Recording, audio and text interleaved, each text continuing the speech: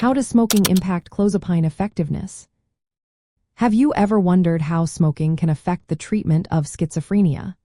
Specifically, let's talk about clozapine, an antipsychotic medication often used for treatment-resistant schizophrenia.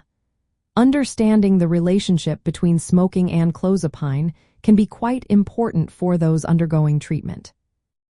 Clozapine works best when it maintains a certain level in the bloodstream. This level is influenced by how the body processes the medication. When someone smokes, it can change how clozapine is metabolized.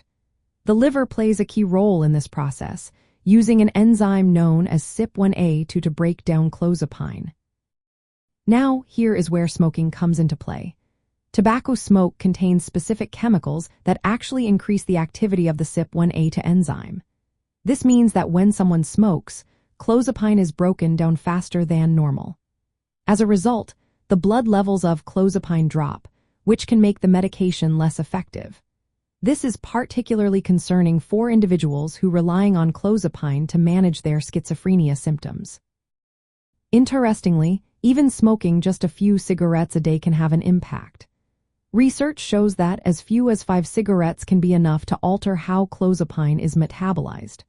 Because of this, patients who smoke may need higher doses of clozapine to achieve the same therapeutic effect as non-smokers. On the flip side, if a patient who smokes decides to quit, the situation changes again.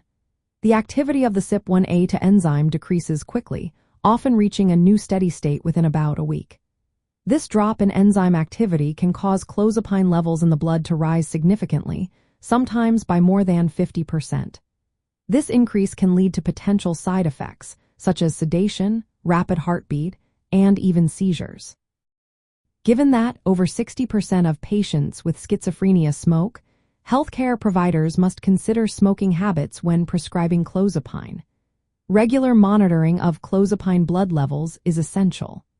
Adjusting doses based on whether a patient smokes or has quit smoking helps ensure the medication remains effective and safe.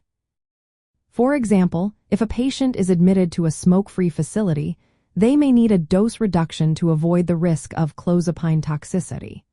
This careful management is key to optimizing treatment outcomes for patients with schizophrenia who smoke or are trying to quit.